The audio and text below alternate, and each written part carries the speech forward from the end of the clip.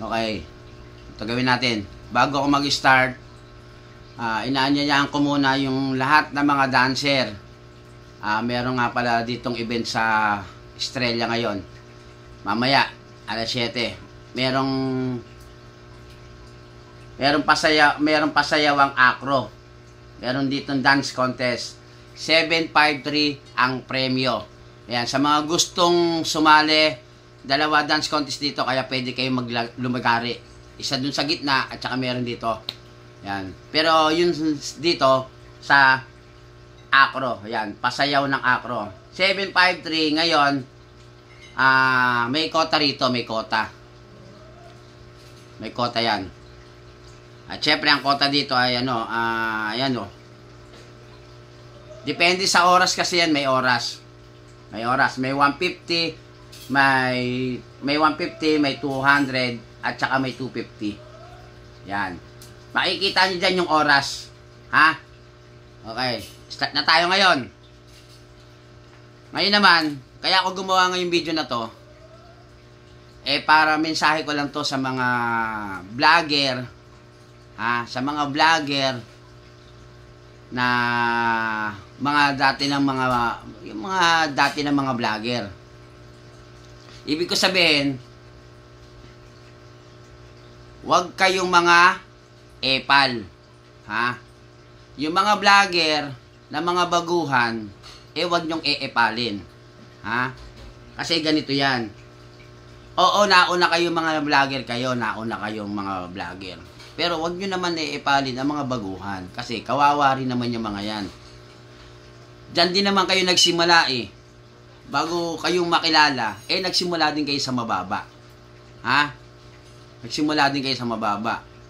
Ngayon, kaya ako nakapagsalita ng ganito. Kasi meron kami sa Team Rocket na kasamahan na hindi na iba sa amin. Parang pamilya na namin. Ito yan Ikaw gago kang vlogger ka, Paano kung hindi pulis yung tao? Paano kung hindi pulis? Nung nalaman mong pulis, saka ka bumait? Napaka-epal mo naman tao ka. Dapat huwag kang ganun sa kapwa mo.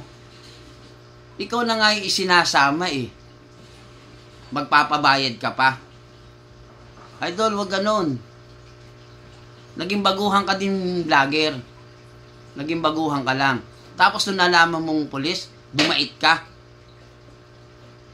Ano ka ba naman tao ka? Diyos ko. Huwag kang ganyan sa kapwa mo, Huwag kang ganyan. Ayoko mag-mention ng pangalan, pero isa lang ang sasabihin ko sa inyo.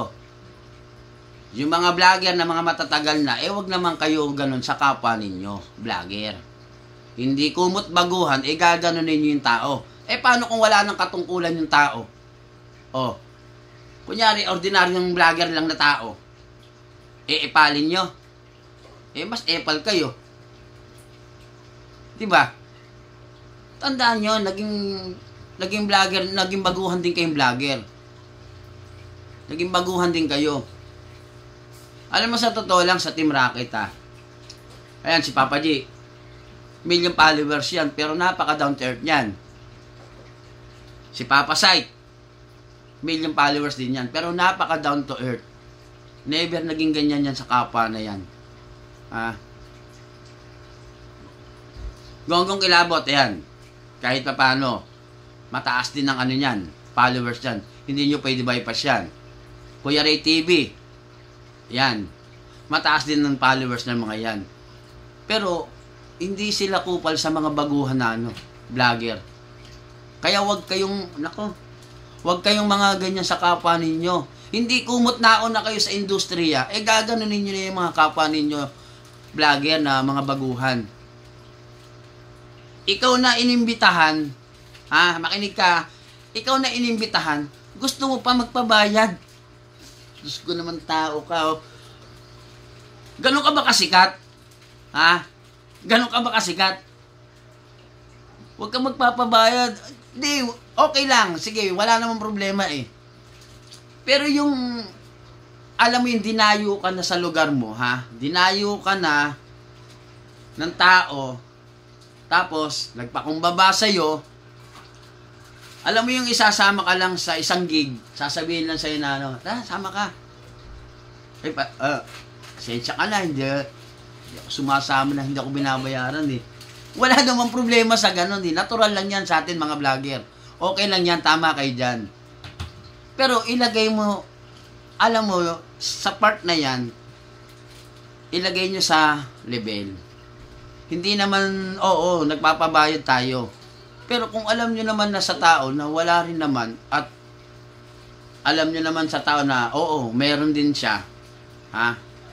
Pagpalagay natin wala eh. Meron din naman talaga yung taong yun eh. Pero yung sasabihin ko sa inyo, alam mo yung yung kahit meron kang naipakitang maganda sa tao. Yung meron kang naipakita sang maganda sa tao, yung balik nun, yun ang kukunin mo. Kaya yung payo ko lang naman sa mga baguhan na vlogger, ha? Huwag din kayong mga epal. Kasi may mga epal din talaga ng mga baguhan eh. Pero sa mga matatagal na sa industriya dito sa pagbablog, ang akin naman, piliin nyo na lang yung mga taong gaganyanin nyo. Pero kung alam nyo yung tao na hindi naman epal, huwag nyong iepalin. Sa totoo lang, kawawa sa inyo ang tao. Totoo lang yan.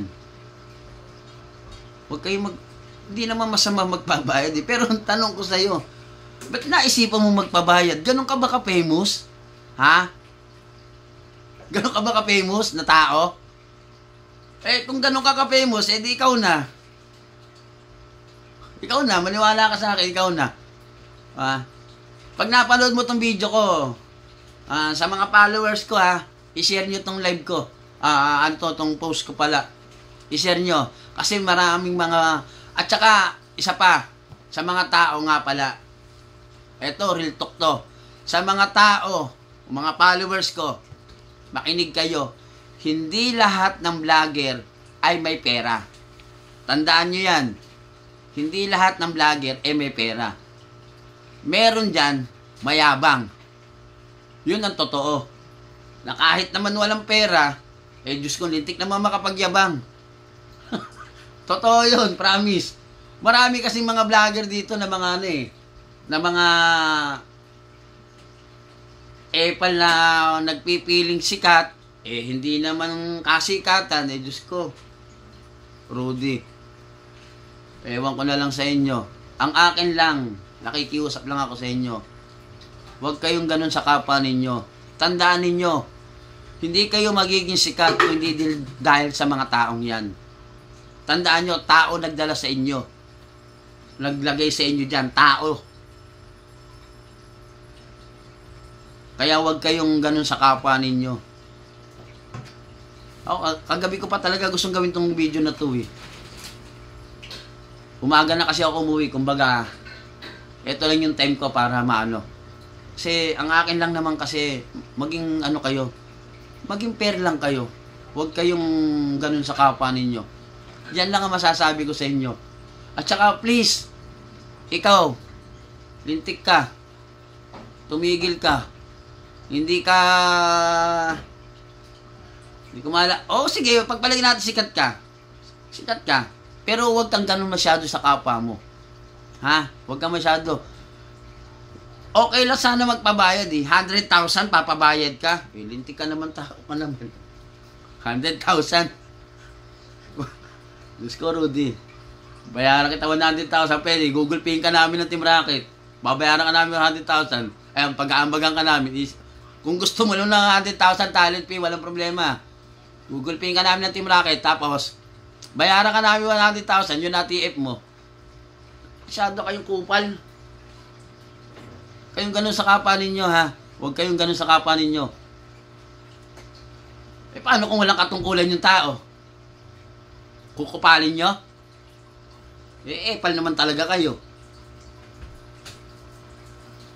Hindi ako mahilig magsalita sa kapwa. Pero yung akin kasi, maging transparent kayo. Ano ba yun? Transparent ba? O kung ano ba yung hayop na yan? Basta yung lang ang akin. Tigil talaga ako sa iyo, tao ka, nako. Ngayon, sa mga matatagal dito sa industriya na to, pasensya na kayo ha. Kasi, aminin man natin o hindi eh. Pagdating dito sa larangan natin dito, gamitan eh. Real talk yan. Gamitan. Kaya ako, sabihin ko sa inyo, depende na talaga sa tao. Kahit sino sa inyo, real talk ko kayo. Pero, kung ano man masasabi ninyo sa video na to, tandaan nyo, wala akong inapakan na tao. Kahit ang Team Rocket, wala. Salamat.